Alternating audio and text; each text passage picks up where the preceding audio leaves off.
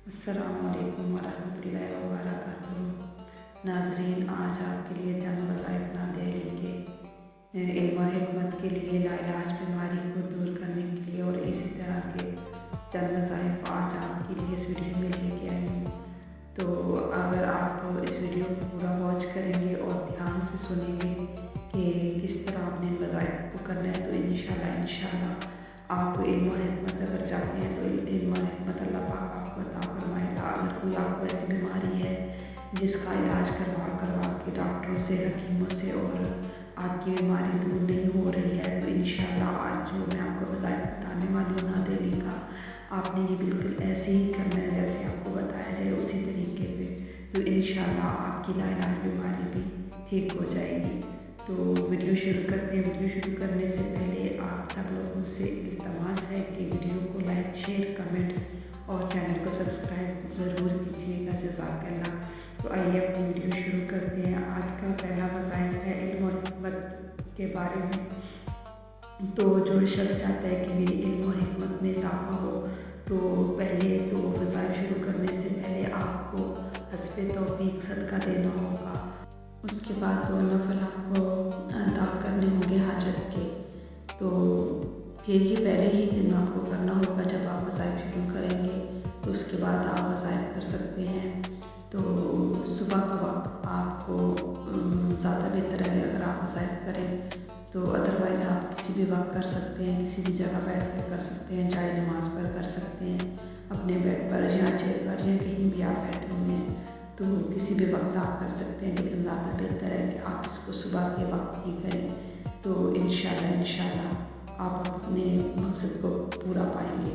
तो पहला वज़ाइफ है जी, इल्म और हिकमत हासिल कैसे करें। तो इल्म और हिकमत जो इंसान चाहता है कि मैं हासिल करूं, तो 77 मरतबा आपने नादिली पढ़ने हैं। लेकिन नादिली शुरू करने से पहले आपको पहले भी बताया है कि आपको 2 नफ़ल अदा करने पड़ेंगे और हस्बे तौफीक आपको सदका देना होगा।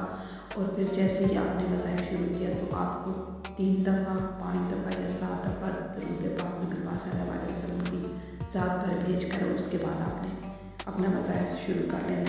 और जैसे ही 77 मरतबा आप पढ़ लें, तो उसके बाद फिर आपने इसी तरह दरूद पाक 3, 7 या 9 दफ़ा या जितनी भी दफ़ा पढ़ेंगे वो तो सब आपकी बात, आपने दरूद शरीफ पढ़ना है। और इसके अलावा आपको कोई लाइलाज बीमारी है जो आप सैकड़ों डॉक्टरों से चेक करवाने के बाद भी, दवाइयाँ लेने के बाद भी, हकीमों से भी दवाइयाँ लेने के बाद और ढेरों इलाज कराने के बाद भी आप ठीक नहीं हो रहे हैं, उस बीमारी से आपका छुटकारा नहीं है, वो दूर नहीं हो रही है और आप तंग आ गए हैं कि इसका कोई इलाज नहीं है, तो हम क्या करें।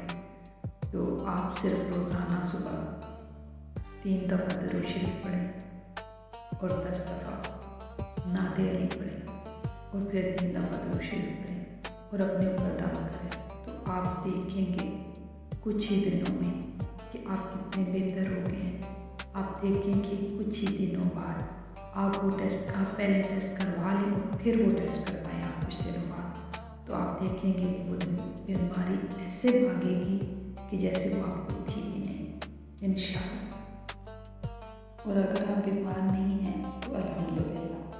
और अगर आप चाहते हैं कि आप कभी ना बीमार हों, तो फिर आप मगरिब या असर के बाद, ज़्यादा है कि असर के नमाज के बाद आप 3 दफ़ा दरूद शरीफ पढ़ें और फिर 25 दफ़ा नादिली पढ़कर और दरूद शरीफ पढ़कर जो बीमार नहीं होना चाहते वो अपने ऊपर दम करें।